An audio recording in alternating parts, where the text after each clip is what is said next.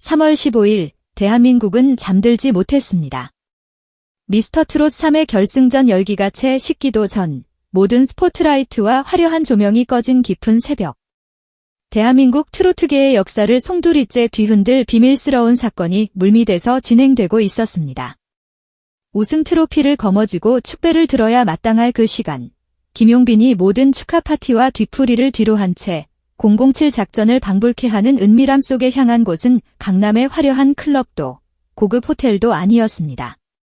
그가 매니저와 단둘이 비밀리에 도착한 곳, 그곳에는 대한민국 가요계의 살아있는 신화, 건드려서는 안 될 성역, 가왕 나훈아가 기다리고 있었습니다. 단순한 선후배의 만남. 격려의 자리? 아니요, 그날의 공기는 그렇게 가볍지 않았습니다. 철저히 베일에 쌓인 그 거실, 외부와 완벽히 단절된 그 밀실에서 도대체 무슨 일이 벌어졌던 것일까요? 왜 전설은 갓 탄생한 우승자를 자정이 넘은 시각에 자신의 요새로 호출했을까요? 그리고 새벽녘, 그 문을 나설 때 김용빈의 눈빛은 왜 마치 다른 영혼이 빙의된 것처럼 완전히 변해 있었을까요? 오늘 우리는 아무도 알지 못했던, 그리고 감히 상상조차 할 수 없었던 그날 밤의 진실, 트로트의 판도를 뒤엎은 전율의 4시간을 낱낱이 파헤쳐 드리겠습니다.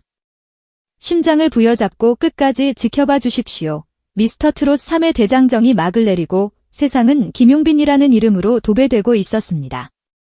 포털 사이트 실시간 검색어 장악, 쏟아지는 기사, 쇄도하는 광고 문의. 그는 명실상부한 대한민국 최고의 스타로 떠올랐습니다. 하지만 그 환호성이 귀를 때리던 그 순간, 매니저의 휴대폰이 울렸습니다. 발신자 정보 없음. 그러나 전화를 받은 매니저의 안색은 순식간에 사색이 되었습니다. 손끝이 미세하게 떨리고 동공은 지진이 난 듯 흔들렸습니다. 순간 대기실의 공기가 얼어붙었습니다. 나훈. 그 이름 석 작아주는 위압감은 상상 그 이상이었습니다. 방송 활동조차 극도로 자제하며 신비주의를 고수해온 가왕. 후배들과의 사적인 교류조차 거의 없기로 유명한 그가 이제 막 오디션을 끝낸 까마득한 신인을, 그것도 모두가 잠든 한밤중에 자택으로 호출했다. 이것은 가요계 역사상 전례가 없는 초유의 사태였습니다. 이것은 단순한 초대가 아니었습니다. 가요계 관계자들 사이에서 나훈아의 자택 초대는 곧 그 가수의 운명을 바꿀 신의 계시와도 같은 중대 사건으로 통합니다. 김용빈은 즉시 화려한 무대 의상을 벗어던졌습니다. 가장 단정하고 편안한 옷으로 갈아입고 차에 오른 그의 심장은 터질 듯 요동치고 있었습니다. 서울의 야경이 스쳐 지나갔지만 그의 눈에는 아무것도 들어오지 않았습니다. 오직 하나, 전설을 마주해야 한다는 거대한 공포와 설렘만이 그의 온몸을 휘감았습니다. 약속 시간 10분 전, 김용빈은 나훈아의 자택 앞에 도착했습니다. 높은 담장, 굳게 닫힌 대문. 그곳은 마치 다른 차원의 세상으로 들어가는 입구 같았습니다. 초인종을 누르자 인터폰의 기계음이 아닌 육중한 현관문이 직접 열리는 소리가 들렸습니다. 문을 연 사람은 가정부도 매니저도 아니었습니다. 편안한 개량 한복 차림의 나훈아, 그 본인이었습니다. 왔는가, 짧은 4글자. 하지만 그 목소리는 공기를 날카롭게 갈랐습니다. TV 화면이나 무대 위에서 보던 카리스마와는 차원이 달랐습니다. 묵직하고도 깊은 아우라가 그를 감싸고 있었습니다. 김용빈은 본능적으로 허리를 90도로 꺾어 인사했습니다. 선생님. 뵙게 되어 영광입니다. 목소리 끝이 파르르 떨렸습니다. 단순한 긴장이 아닌 거대한 산맥 앞에 선 인간이 느끼는 경외심이었습니다. 나훈아는 별말 없이 그를 거실로 안내했습니다. 거실에 들어선 순간 김용빈은 숨을 멈췄습니다. 벽면을 가득 채운 역사의 흔적들, 골든디스크 트로피들, 수많은 시상식의 영광, 그리고 한 번도 공개되지 않았던 젊은 시절의 흑백 무대 사진들까지. 그곳은 단순한 가정집이 아니었습니다.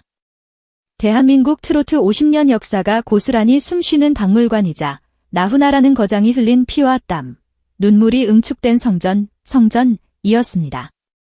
김용빈은 자신이 이제 막 그 거대한 역사의 강물에 발을 담그기 시작했음을 뼛속 깊이 실감했습니다. 잠시 뒤 식탁 위에는 믿을 수 없는 광경이 펼쳐졌습니다. 최고급 호텔 요리나 화려한 만찬을 예상했으나 차려진 것은 잡곡밥과 따뜻한 국, 갈비찜, 그리고 몇 가지 나물 반찬이 전부인 소박한 밥상이었습니다. 하지만 그 소박함 속에는 범접할 수 없는 기품이 서려 있었습니다. 식사는 침묵 속에 시작되었습니다. 수저가 부딪히는 소리조차 조심스러운 정적. 김용빈은 밥알이 모래알처럼 느껴질 정도로 긴장했지만 나훈아는 태연하게 식사를 이어갔습니다. 그리고 불현듯 침묵을 깨는 질문이 날아들었습니다. 어땠나? 미스터 트롯 3 무대 말이야.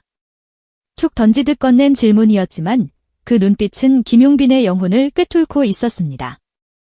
김용빈은 수저를 내려놓고 진심을 다해 대답했습니다. 정말 치열했습니다. 매 순간이 전쟁 같았지만 무대에서 노래하는 순간만큼은 행복했습니다. 쿡. 김용빈의 머릿속에 번개가 내리꽂혔습니다. 경쟁 프로그램의 살벌한 순위 다툼 속에서 살아남기 위해 더 높은 고음, 더 화려한 기교, 상대를 이기기 위한 무기에만 집착해왔던 지난날들이 주마등처럼 스쳐 지나갔습니다. 가왕은 본질을 꿰뚫고 있었습니다.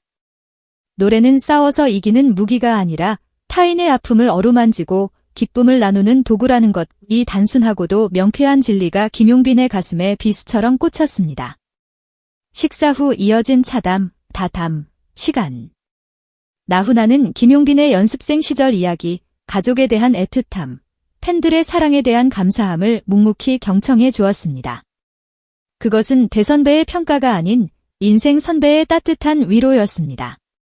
하지만 김용빈의 마음속 의문은 풀리지 않았습니다. 왜 나인가? 왜 하필 나를 부르셨을까? 결국 용기를 내어 물었습니다. 나훈아는 찻잔을 내려놓고 옅은 미소를 지으며 대답했습니다. 그냥 보고 싶었다. 내 무대를 보는데 옛날 내 생각이 나더구나. 노래 하나 부르겠다고 악을 쓰던 내 젊은 날의 눈빛이 내게서 보였어. 이것은 후배를 향한 최고의 찬사였습니다. 반세기 넘게 정상을 지켜온 전설이 이제 막 시작하는 신인에게서 자신의 젊은 날을 발견했다는 것, 김용빈의 가슴이 벅차오르는 순간이었습니다. 하지만 진짜 충격은 그 다음이었습니다. 나훈아의 눈빛이 순식간에 매섭게 변했습니다. 후계자. 입 밖으로 꺼내지는 않았지만 그 단어의 무게감은 엄청났습니다. 가왕의 후계자라니. 모든 트로트 가수가 꿈꾸는 최고의 영예이자 동시에 감당하기 힘든 십자가. 김용빈이 숨을 죽인 그 순간 나훈아는 예상치 못한 반전을 던졌습니다. 그렇다고 해서 그게 꼭 제2의 나훈아가 될 필요는 없어. 네. 사람들은 자꾸 제2의 나훈아를 찾으려 해. 하지만 말이다. 김용빈.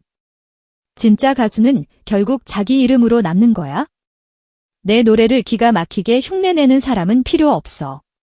모창 가수는 흉내만 낼 뿐 혼을 담지 못해.